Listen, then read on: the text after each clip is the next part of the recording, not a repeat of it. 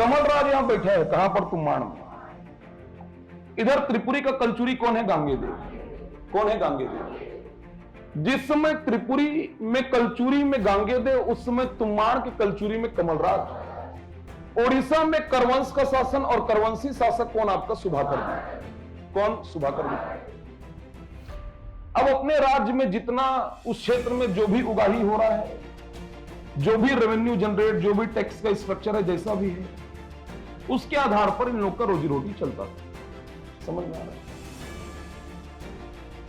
लेकिन मान लो जाए और सुख सुविधा चाहिए, समझ में आ रहा है, तो लूटपाट करेंगे। क्या करेंगे? आक्रमण होगा, अटैक करेंगे, जाएंगे दूसरे खराएंगे, लूटपाट का माल लाएंगे। समझ में आ रहा है? क्लियर में क्या बोल रहे हैं? त्रिपुरी में कुछ काम नाम नहीं था, खाली बैठा था। कौन? आपका नाम? कौन नाम? समझ में आ रहा है? अब इधर त्रिपुरी है, अब जान रहे थोड़ा माल भरा हुआ है किधर? आपका ओडिशा तरफ। किधर? ओडिशा। और ओडिशा में करवंश। अब ऑब्वियस सी बात है, एक तो यदि शासक को अपने ऊपर है, लग रहा है कि नहीं मैं मजबूत हूं, तो या तो अपने आप को सेल्फ टेस्टिंग करने के लिए 2-4 जगह जाएगा, आक्रमण करेगा, अपने साथ बिल्कुल बराबर वालों से लड़ेगा।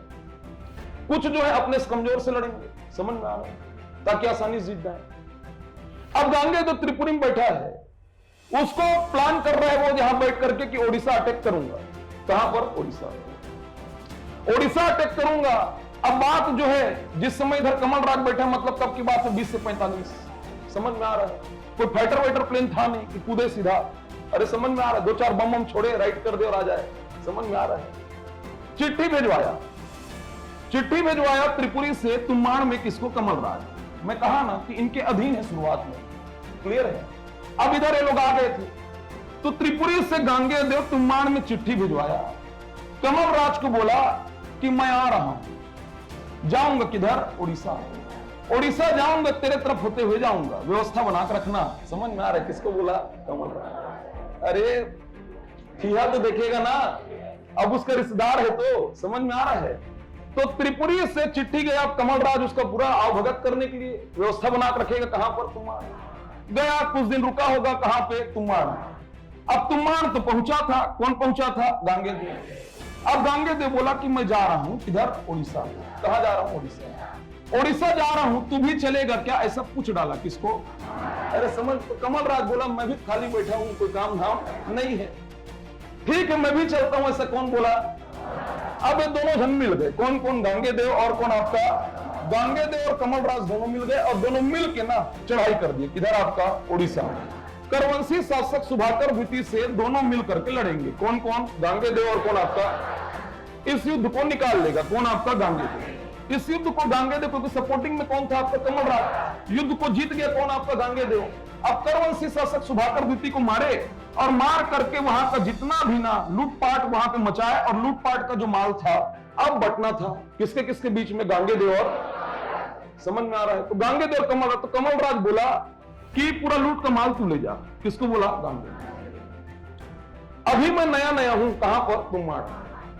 अब मेरे को तुम्बाड़ को स्थापित करना है। तुम्बाड़ को स्थापित करना है, तो यहां का ना एक योद्धा था कटप्पा। कहां का?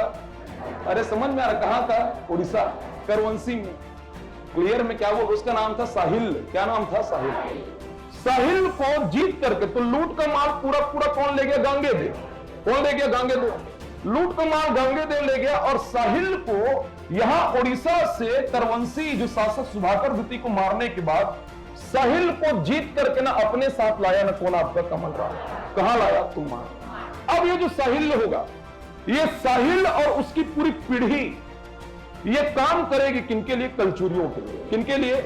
और कलचुरियों का राजनीतिक सत्ता जो है, कलचुरियों को छत्तीसगढ़ में दक्षिण कोसल में स्थापित करने में एक बड़ा योगदान साहिल और उसकी पीढ़ी का रहेगा। कहां पर? आपका छत्तीसगढ़।